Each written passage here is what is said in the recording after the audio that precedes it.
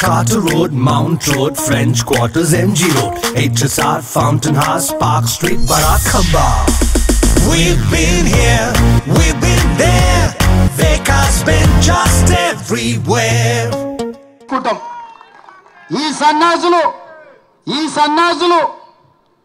10 ఏళ్ల అధికారంలో ఉన్న తెలంగాణ తల్లి విగ్రహం పెట్టలే 10 నెలల లోపలనే తెలంగాణ తల్లి విగ్రహాన్ని పెట్టి ఆ తెలంగాణ తల్లికి నిజమైన వారసులమని నిరూపించుకునే బాధ్యత ప్రతి కాంగ్రెస్ పార్టీ కార్యకర్తదని నేను చెప్పదలుచుకున్నా. అందుకే మిత్రులారా, ఇవాళ మనం రైతు రుణమాఫీ చేస్తే రైతులను రెచ్చగొట్టాలని వాళ్ళ కార్యకర్తలు రైతుల ముసుగులో ధర్నాలు చేస్తారు. నేను ఒక్కటే మాట చెప్పదలుచుకున్నా, ఏ రైతుకు రుణం రాకపోయినా, రుణం మాఫీ కాకపోయినా, ఏ రైతుకు ఏ సమస్య ఉన్నా ప్రతి కలెక్టర్ కార్యాలయంలో అధికారులను కౌంటర్ వేసి కూర్చోబెట్టి మీ సమస్యలు అక్కడ చెప్పుకోండి, వాటిని పరిష్కరించి మీకు రుణమాఫీ చేస్తామని చెప్పినాం. ఆల్రెడీ మా ఆర్థిక మంత్రి బట్టి విక్రమార్క గారు నేను 18,000 కోట్ల రూపాయలు వ్యవసాయ శాఖ ఖాతాలో వేసినాం. అక్కడి నుంచి ప్రతి రైతుకు పంపించండి. మిగతా 12,000 కోట్ల రూపాయలు కూడా 2 లక్షల పైన ఉన్న వాళ్ళను మీరు 2 లక్షల పైన ఉన్న ఏదైతే బకాయిందో బ్యాంకు కట్టండి, మిగిలిన 2 లక్షల రూపాయలు మేము కడతామని చెప్పినాం. మా రెవెన్యూ మంత్రి గారు కూడా మాట చెప్పినారు. ఇవాళ అంటుండే శ్రీనివాస్ రెడ్డి గారు ఇంకా 12,000 మళ్ళీ కడతామన్నాడని, భట్టి గారు 7,000 కోట్లే మేము ఇచ్చినామన్నారని, అన్ని తప్పుడు రాతలు కారు కూతలు. అందుకే రైతులకు నేను ఒక్కటే మాట చెప్పదలుచుకున్నా, రోడ్డు ఎక్కాలెందుకు, ధర్నా చేయాలెందుకు, మీకు ఆ కష్టం ఎందుకు వచ్చింది?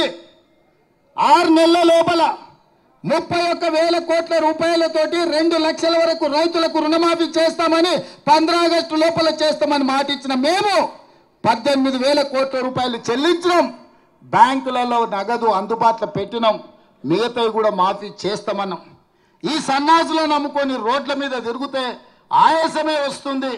మీకు ఏదైనా సమస్య ఉంటే కలెక్టర్లను కలవండి, వ్యవసాయ శాఖ అధికారులను కలవండి.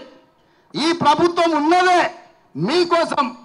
ఈ ప్రభుత్వం మీ సమస్యలను పరిష్కరించడానికి ఉన్నది. ఈ ప్రభుత్వం ప్రజాపాలనది, ప్రజలకు అందుబాటులో ఉన్నాం. పొద్దున్న లేస్తే వేలాది మందిని మేమందరం కలుస్తున్నాం. నేను అడుగుతున్న ఇవాళ తెలంగాణ సమాజాన్ని, ఎన్నడైనా 6 నెలలకు ఒక్కసారైనా కేసీఆర్ ముఖం చూసినారా?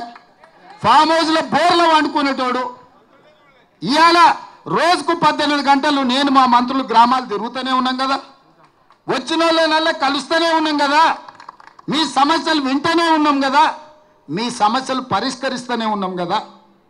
మీరు ధర్నా చేయాల్సిన అవసరం ఏముంది? నిరసన తెలపాల్సిన అవసరం ఏముంది? ప్రభుత్వం విననప్పుడు, ప్రభుత్వం మీ మాట ఏం జరుగుతుందో కనుక్కోనప్పుడు మీరు నిరసన తెలపచ్చు, ధర్నా చేయొచ్చు, రాస్తా రోకో చేయొచ్చు.